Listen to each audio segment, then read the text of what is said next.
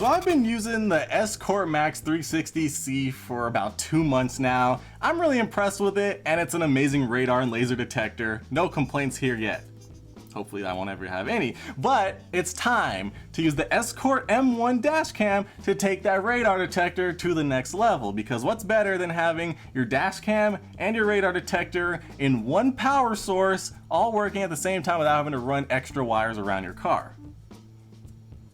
I guess it depends what we're talking about. But anyways, this looks like it's gonna be an amazing add-on and very easy to use, so let's take a look at it. This is a relatively small camera that'll basically clip onto the edge of your radar detector and plug right into it, so it's very easy to set up. As you can see, we have a plug-and-play setup. Just plug it right into that phone jack type port. We have crystal clear video quality for indisputable footage at 1080p Full HD. We have a microphone for optional audio recording. Personally, I always have that on, although depending on where you live, it might be illegal, so keep that in mind. We have a G sensor to automatically save video if it detects an impact, which is always nice, so you don't have to remember to press save if something goes down. And we also have built-in Wi-Fi for seamless video transfer, so you don't have to take out the memory card and plug it into your computer, because you can download the Escort M1 app to easily view, edit, and share the footage. Of course, it's the perfect companion, being that it's the exclusive Wi-Fi dash cam for Escort radar detectors. Looks like it's basically the same stuff going on here on the side, 1080p at 30 frames a second with wide dynamic range and enhanced night vision, and it even includes a 16GB micro SD memory card, which is really small, but at least it comes with something. And something that I always love about dash cams, if it includes it, extreme temperature resistance, because it has a super capacitor, so that way it doesn't have a battery that's gonna get punished by the heat and eventually stop working. So now this box is kind of cool. Look at that. As you can see, it just clips right onto the radar detector, plugs right in, and you're ready to go. Very simple. It features a 160-degree viewing angle, has continuous loop recording, so that way when the memory card gets full, it will automatically overwrite the oldest footage so you never run out of space. Okay, basic white box inside. All right, not bad. We have the actual camera right here. Not a bad size, although it is a little bit bigger than I was expecting. I was hoping it would be like maybe a GoPro session size, but it's a bit bigger. I don't know why it's bigger. Couldn't it be the same size? That has Wi-Fi in it too. Ew, we have a micro USB cable for data transfer. They didn't go Type-C with this one, huh? Although I guess I won't really be using this unless I want to update the firmware, which I'm hoping you can do in the app. We have an interactive 3D instruction, although it seems pretty self-explanatory. Quick start guide, important product information, stop. Need help? Don't return to the store. Contact them. Although I've heard mixed things. And it also includes some mounting hardware. All right, so moving back onto the actual camera itself, I don't know, it's kind of big. I mean, when it comes to dash cams, it's a good size, but you know, mounting it to the side of the radar detector, it's gonna be kind of sticking out like a sore thumb. And that radar detector already kind of sticks out. But I guess we'll see. As you can see, we have that simple cable we just plug right into the radar detector. Very easy. Then we plug the cable coming from the power into this, so that way it'll feed right through it. Up here on the top, we have the microphone along with the Wi-Fi button. Over on the back, we have a power button, which will also double as the, hey, something happened button. You press that to save the footage. Along with a recording LED light, along with the microphone holes, nasty micro USB slot, and the micro SD card slot, which has the 16GB SanDisk Industrial micro SD pre-installed. Nice to see. Now, elephant in the room, most dash cams have a screen, this one does not, so the only way you're gonna see your footage is with the app, or if you take out the memory card or something. Apparently the top is a buzzer. I guess it'll buzz when you press something or when something happens. I guess we'll find out. And the LED light actually flashes different colors depending on what's going on. So all in all, this is very simple. So let's just head out to the car and get this thing set up. All right, so welcome to the Tesla. We got this dash cam installed into the radar detector and it's actually pretty straightforward. The only thing I did notice is the camera actually mounts onto the suction cup itself and not the radar detector. So if you want to take the radar detector down, you're gonna have to unplug the dash cam and then take the radar detector down, since the wire's not long enough to reach all the way down to wherever you're gonna put it. Now, as far as bulkiness, it does add a little bit more up there, so it can be an eyesore if you're looking at it, a bit more than the radar detector already was, but it's not too bad. As far as dash cams go, it's actually on the smaller side. To be honest, the hardest part was getting everything aligned perfectly so it's straight and it looks the way it was when I first took it down, because I had the radar detector perfectly aligned in the center. I don't want it facing this way, I don't want it tilted down, I want it to be completely flat. And it took me a little bit of trial and error to get that right, but after about 2 minutes I figured it out. So now that we got that taken care of, let's open up the app and take a look at all the settings and get this thing ready to go. Now, getting connected to the app is very simple, walks you right through. You just connect to the Wi-Fi network that's being broadcast by the dash cam itself, and you're good to go. Pretty simple. And now once we're in here, we can see a live view of what's going on with the camera, so we can see exactly what's in front of the car right now. That's really great. Up on the left side, we have a button that shows the sun. It'll actually bring us into dark mode. So remember how this dash cam doesn't have a screen? I guess if you really wanted to for some reason, you could set this to night mode and leave it on all night while you're driving so you can see what's in front of you if you want. We have the microphone button to enable and disable audio recording. You can have emergency recording only, so that way it'll only start recording audio if you press the button to save something because something happened or if the G sensor gets triggered. You can have the audio off or you can have the audio on. Personally, I'm gonna just leave it on all the time. Now looking at the viewfinder, it actually does watermark the time and the date along with an Escort logo onto the video so you know exactly when what happened.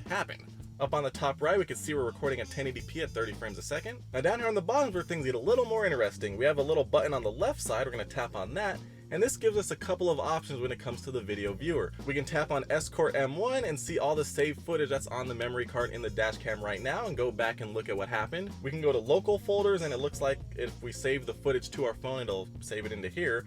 And then we have video editing, so you can actually edit the videos and photos from the dash cam right here on your phone so you can share them to wherever you need to share them to. Now smack dab in the middle is the record and stop button. You can tap on that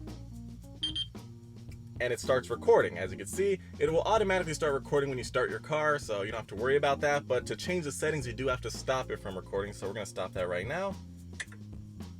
Just like that. And now we're going to go into the settings, and now we can set it up how we want it. So loop recording options, you can have each video file either 1, 3, or 5 minutes. Usually I leave it on 1, but I think for now I'm going to actually go to 5. For video resolution, we can go all the way up to 1080p at 30 frames a second, or if you want to have 60 frames a second for a smoother video, you can go down to 720p, and you can also do that in 30 frames, but personally, I want it to be as clear as possible, so we're staying with 1080p. You can adjust how the video stamp looks. You know what? I'm actually going to change this to month, day, year. You can turn wide dynamic range on and off. Personally, I'm going to leave that on to get the best video quality and exposure. We can set auto recording on and off. Obviously, with the dash cam, you're going to want that on, unless for some reason you don't, then you can turn it off. Camera date and time, we're going to sync with the phone. G-sensor sensitivity level 1. Now, I'm not sure which way they're going with these, but I think level 1 is going to require less of a jolt for it to automatically save a video. So if you're running into potholes or something, it could get triggered. Or maybe it's the other way around. I'm not really sure which one's more sensitive, so I'm just going to go in the middle at level 2. We have record audio, of course the same thing, on, off, or emergency only. Exposure value if you need to adjust it for the lighting conditions. You can format the micro SD card, restore the camera default settings, change the camera Wi-Fi settings, and it does recommend changing the password because this is a password that everyone knows. And by changing the password, it disconnected the Wi-Fi, so I'm gonna have to reconnect. And now you'll see how it works. You tap on Escort M1, enter in your password, press join, wait a couple seconds, we're connected, we can go back to the app, and just like that, we're connected. See, very simple. So now we'll go back into the settings. What else do we have? Anything else? Camera free space. It'll show you how much space is left on your micro SD card. Although remember, it will erase the oldest footage that's not saved as an emergency file. That way, it'll never run out of space. And then we have the firmware version, which I'm sure we could update if we really had to at some point, maybe. I don't know. And that's all the settings for the dash cam. Very simple and straightforward. But at the top, if we tap on Escort M1, we can actually go to app settings as well. And it looks like there's nothing really here, so it's pretty simple. So with that being said, the dash cam is very easy to set up, a lot more straightforward than the radar detector itself when you have no idea what you're doing. So it looks like now we're just going to go for a drive, get some test footage, and see how well it actually looks when we're driving around. Let's go.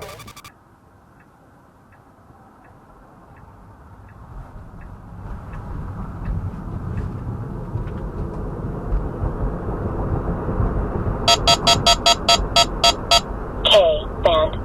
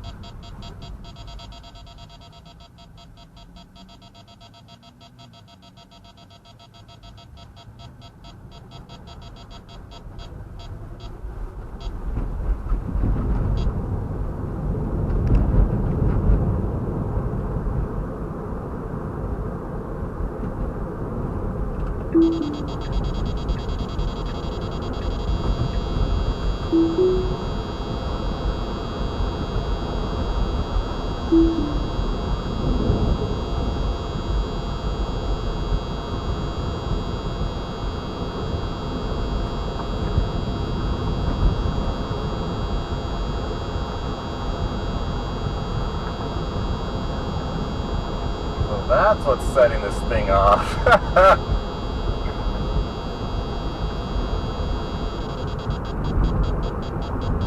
That thing was driving me nuts. I thought it was the cop, turned out it was that thing. Okay.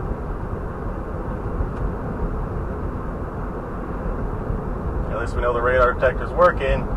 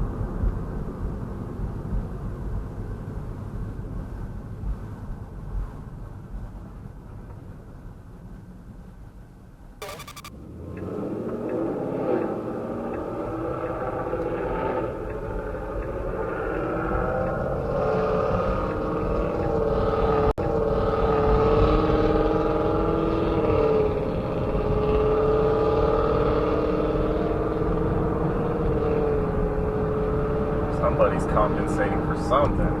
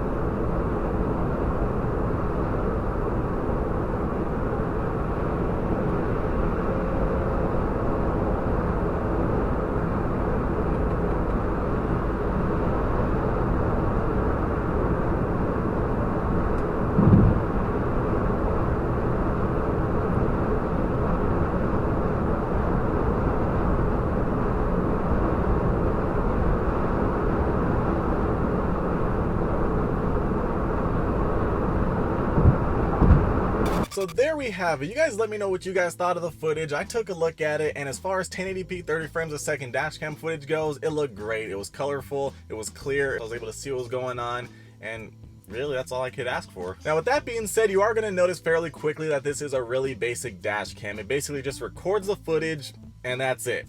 It doesn't have speed data, it doesn't have GPS data. Now, I thought possibly it would, either built in or being because it's plugged into the radar detector that does have GPS, but it doesn't, so it's pretty basic. Now, if you're thinking about getting this dash cam, it's obviously because you already have the radar detector and you want to have one cable running for power and you don't want to have multiple cables. So in that case, obviously you should get it. For me, my Tesla already records a 360-degree view of everything that's going on around it, so this is basically just a backup in case something happens to go wrong. Personally, if I didn't have the Tesla, I would prefer to have a dash cam that had some GPS-enabled activities, plus a forward and a rear-facing camera, because I feel like you should have the rear camera because a lot of stuff goes on in the back. Now, as far as the app goes, the app is great. It's quick and it connects right away to the dash cam, which is great, but when you go to view the footage, that's where I started running into some issues.